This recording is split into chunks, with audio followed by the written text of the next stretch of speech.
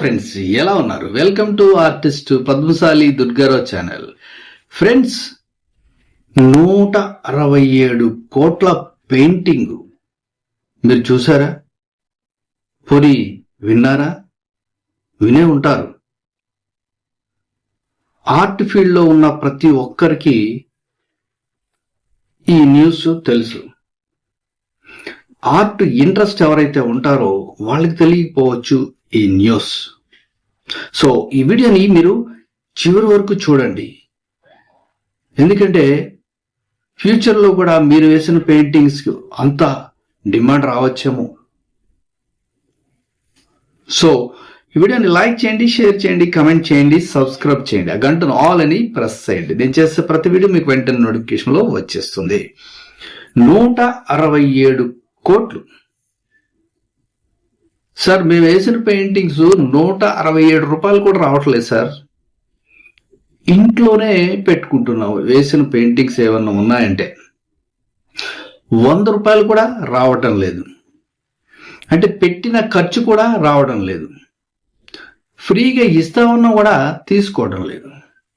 కానీ మీరు చెప్తున్నారు 167 కోట్లు. ఒక పెయింటింగ్కి 167 కోట్లు అంటే అని ఆశ్చర్యపోవాల్సిన అవసరం అయితే ఉంది. మరి ఈ 167 కోట్ల పెయింటింగ్ ఏంటి? అసలు ఆ ఆర్టిస్ట్ ఎవరు? ఏ విధంగా 167 కోట్లు అనేది వచ్చింది అనేది పూర్తిగా మనం తెలుసుకుందాం.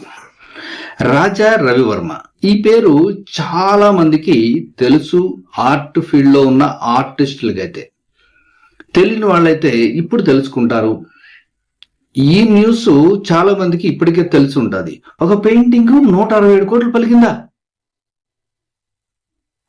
అని ఆశ్చర్యపోయిన వాళ్ళు ఉన్నారు. అయితే ఇది కొత్త ఏమి కాదు. ఇలా చాలా ఆక్షన్స్ జరుగుతూ ఉంటాయి.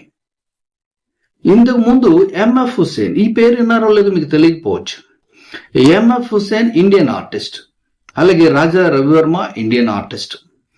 ఈ ఎంఎఫ్ హుస్సేన్ పెయింటింగ్ ఏదైతే ఉందో 118 కోట్లకి ఎప్పుడో అమ్ముడుపోయింది. అంటే ఇంతకు ముందు జరిగిన ఆక్షన్లో. ఇప్పుడు ఎంఎఫ్ హుస్సేన్ పెయింటింగ్ ని బీట్ చేసి 167 కోట్లకి రాజా రవివర్మ పెయింటింగ్ ఆక్షన్లో సేల్ అవడం అయితే జరిగింది. సార్, 167 కోట్లు ఎందుకు సార్? 1 కోటి రూపాయలు ఒక్క పెయింటింగ్ అని సేల్ అయిందంటే నా లైఫ్ సెటిల్ అయిపోతుందని చాలా మంది అనుకుంటూ ఉంటారు. ప్రతి ఆర్టిస్ట్ కూడా అనుకుంటాడు. అక్కడ వరకు ఎందుకు, నేను కూడా అనుకుంటాను.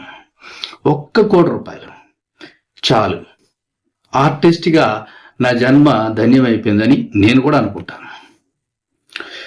మరి ఈ ఆక్షన్ ఎక్కడ జరిగింది? రాజా రవివర్మ ఎవరు అనేది కంప్లీట్ గా నేను చెప్తాను, మిస్ కాకండి. రాజా రవివర్మ ఈ పేరు వింటేనే, రాజా అనగానే రాజుల వంశానికి చెందిన వ్యక్తిగా మనం అనుకుంటూ ఉంటాం. అయితే ఈయన రాజవంశానికి చెందిన వ్యక్తి అంటే, మనం ఈయన కథలోకి గాని వెళితే ఈయన కేరళలో జన్మించారు. కేరళలో కూడా ఒక చిన్న కుగ్రామంలో జన్మించారు. దాని పేరు కిలమనూరు. 1848లో రాజా రవివర్మ జన్మించారు. బేసికల్లీ ఈయన కేరళియన్, అంటే మలయాళీ. అయితే ఈయన చిన్నతనంలోనే ఈ డ్రాయింగ్, పెయింటింగ్ సంబంధించిన ప్రతిభ, ఐక్యూ అనేది చాలా హై లెవెల్లో ఉండేదంట. ఈ ప్రతిభ చూసి ఎవరు, ఒక మహారాజా, ఆయన పేరు తిరునాల్, ఆయన చేరదీసి ఆయన్ని ప్రోత్సహించాడు. ఆ కాలంలో రాజులు ఏం చేసేవారంటే కవులను, కళాకారులను ఆస్థానంలో పోషించేవారు. అయితే ఆస్థానంలో రామస్వామి అనే ఒక ఆయన ఉండేవారు ఆ రాజుగారి దగ్గర. ఆయన దగ్గర ఈయన శిష్యరికం జాయిన్ అయ్యాడు. ఇదంతా 1848లో జరిగింది. అయితే మనకి అప్పటికి ఈ ఆయిల్ పెయింటింగ్ కానీ లేదంటే కలర్ మీడియం సంబంధించింది ఏది కూడా భారతదేశంలో అప్పటికి లేదు. అంటే కలర్ సంబంధించిందంటే ఇప్పుడు ఏదైతే ఆయిల్ పెయింటింగ్ చేస్తున్నారో అది అప్పటికి లేదు భారతదేశంలో. దాన్ని తైలవర్ణ చిత్రము అని అంటారు, చిత్రాలు అని అంటారు. కానీ అవి అప్పటికి భారతదేశంలో లేవు. ఇవి కూడా బ్రిటిష్ వాళ్ళు తీసుకొచ్చిందే ఆయిల్ పెయింటింగ్ అనేది. మరి అప్పటికి ఎలా వేసేవారంటే మన వాళ్ళు మన ప్రకృతి పరంగా లభించే కలర్స్ ఏవైతే ఉంటావో వాటిని తయారు చేసుకుని వేస్తూ ఉండేవాళ్ళు. అది అప్పటి కథ. కానీ ఎప్పుడైతే ఈ రాజా రవివర్మ ఈ బ్రిటిష్ వాళ్ళ నుంచి ఇది నేర్చుకుని, అంటే తైలవర్ణ చిత్రాలు నేర్చుకుని దానిని తర్వాత తను వేయడం అయితే జరిగింది. అంటే బ్రిటిష్ వాళ్ళు అంటే పాశ్చాత్య, మన దేశం కాకుండా పాశ్చాత్యుల యొక్క కళ ఏదైతే ఉందో అది చూసినప్పుడు ఆయన కూడా ఆశ్చర్యపోయాడు. అబ్బా, ఇంత బాగా ఉంటుందా పెయింటింగ్ అంటే అనేది తను వాళ్ళ నుంచి నేర్చుకుని తాను కూడా చాలా ప్రాక్టీస్ చేసి అభ్యాసం చేయడం చాలా చేశాడు. అలా చేయడం వల్ల తాను చాలా నేర్చుకోగలిగాడు. అయితే వాళ్ళు వేసే పెయింటింగ్స్ ఏవైతే ఉన్నావో తైలవర్ణం అంటే ఆయిల్ పెయింటింగ్ ఏదైతే ఉందో మన భారతీయ చిత్రాలకు చాలా భిన్నంగా ఉన్నాయి. అప్పుడు ఈయన ఆశ్చర్యపోయాడు. ఎందుకంటే ఇంత బాగా చేయొచ్చా పెయింటింగు, ఇంతవరకు మనకు తెలియదే. మనము జనరల్గా ఏంటంటే అప్పటి కాలంలో ఇప్పుడున్న ఎక్విప్మెంట్స్ అంటే మనం వాడే పెన్సిల్స్ కానీ బ్రషెస్ కానీ అటువంటి ఏమీ ఉండే కాదు. నేచురల్ గా లభించే వాటిని యూజ్ చేసేవాళ్ళు. అదే ఆర్ట్ ఫీల్డ్ లో ఆర్ట్ గురించి తెలిసిన వాళ్ళకైతే తెలుస్తుంది. అలా ఆయన చేస్తూ ఉంటే ఇప్పుడు ఒక డిఫరెంట్ సబ్జెక్ట్ అంటే తైలవర్ణం ఆయిల్ పెయింటింగ్ అని తెలియగానే ఆయన కూడా ఆశ్చర్యపోయి అబ్బా, ఇంత అద్భుతంగా ఉంది, దీన్ని నేను చెయ్యాలి అని దృఢ సంకల్పించుకొని దాన్ని కంటిన్యూ చేయడం అయితే జరిగింది. ఈయన 1873లో ఒక ప్రాంతంలో అంటే వియన్నా అనే ఒక చిత్ర ప్రదర్శనలో ఈయన పెయింటింగ్ ప్రదర్శన జరిగితే అక్కడ ప్రథమ బహుమతి పొందారు. మొట్టమొదటిగా తన జీవితంలో జరిగిన ఘట్టం ఇది. ఎప్పుడైతే ఇది పొందాడో అక్కడి నుంచి ఈయన ఏమనుకున్నాడంటే పూర్తిగా ఈ ఆర్ట్ కు సంబంధించింది లేదంటే నేను చిత్రకళకు సంబంధించింది అంకితం అవ్వాలన్న ఉద్దేశంతో ఆయన భారతదేశంలో చాలా ప్రాంతాలు తిరగడం అయితే జరిగింది. అయితే ఈయనకి ఎక్కువగా ఏంటంటే అప్పటికి మన హిందూ దేవతలు గాని దేవుళ్ళు గాని ఎలా ఉంటారో చాలా మందికి తెలియదు. ఎందుకంటే ఒక రాయిని తీసుకొని దాన్ని పూజించడం చేస్తున్నారు. ఇప్పటికి కూడా అలా ఉంది ఆ కల్చర్. అయితే ఈయన ఏమనుకున్నారంటే మనమే దేవతలను చిత్రిస్తే ఎలా ఉంటుంది అన్న ఉద్దేశంతో మనం చూసే దేవతల ముఖ చిత్రాలు ఏవైతే ఉన్నావో అవి ఆయన చిత్రించినవి. అంటే సరస్వతి ఎలా ఉంటుంది, లక్ష్మీదేవి ఎలా ఉంటుంది అనేది మొట్టమొదటిసారిగా మనకి దేవతలను పరిచయం చేసింది కూడా రాజా రవివర్మ అని చెప్పవచ్చు. అయితే మనం స్టోరీ చెప్పుకుంటూ వెళితే ఈయన గురించి చాలా ఉంటుంది. అలాగే ఈయన 58 సంవత్సరాల వయసులో చనిపోవడం అయితే జరిగింది. ఈ ఆర్ట్ ను నమ్ముకొని చాలా కష్టాలు నష్టాలు కూడా ఆయన భరించాడు. అయితే ఆయన చేసిన ఒక ముఖ్యమైన ఘట్టం ఏంటంటే నేను ఒక పెయింటింగ్ చేస్తున్నాను, అంటే ఒక ఆర్ట్ చేస్తున్నాను, నేను చేసేది పబ్లిక్ కి తెలియాలి, ప్రజల్లోకి వెళ్ళాలంటే ఎలా అనేది ఆ కాలంలోనే ఈ ఆర్టిస్టు అంటే రాజా రవివర్మ ఆలోచించడం జరిగింది. దీని ద్వారా ఏమైందంటే ఆయన సొంతంగా ప్రెస్ పెట్టుకొని, అంటే ప్రెస్ అంటే ప్రింటింగ్ ప్రెస్ పెట్టుకొని దాని ద్వారా ఆయన వేసిన ఏవైతే పెయింటింగ్స్ ఉన్నావో అవి ముద్రించి వాటిని ప్రజల్లోకి అమ్మడం అయితే జరిగింది. దాని ద్వారా ఈయన రాజా రవివర్మ ఆర్టిస్టు అనేది ఆనాడే ప్రజలకి చాలా మందికి ఈయన రాజా రవివర్మ ఈయన గొప్ప ప్రముఖ చిత్రకారుడు అనేది అప్పటి ప్రజలకు తెలిసిపోయింది. అలా చాలా కష్టాలని నష్టాలని ఆయన పొందాడు. కానీ ఆయన మీద నెగిటివ్ ఆలోచనలు కూడా ఉన్నాయి, అలాగే పాజిటివ్ ఆలోచనలు కూడా ఉన్నాయి. ఏదైనప్పటికీ ఈ రోజున మనం 167 కోట్లకి ఆయన వేసిన పెయింటింగు అమ్ముడుపోయింది అంటే మామూలు విషయం కాదు కదా. మరి ఆ పెయింటింగ్ ఏ పెయింటింగ్ 167 కోట్లకి వెళ్ళింది అనేది మనం తెలుసుకుందాం. ఈ మధ్య కాలంలో జరిగిన ఆక్షన్ లో ఈ పెయింటింగ్ 167 కోట్లకి వేలంలో వెళ్ళడం అయితే జరిగింది.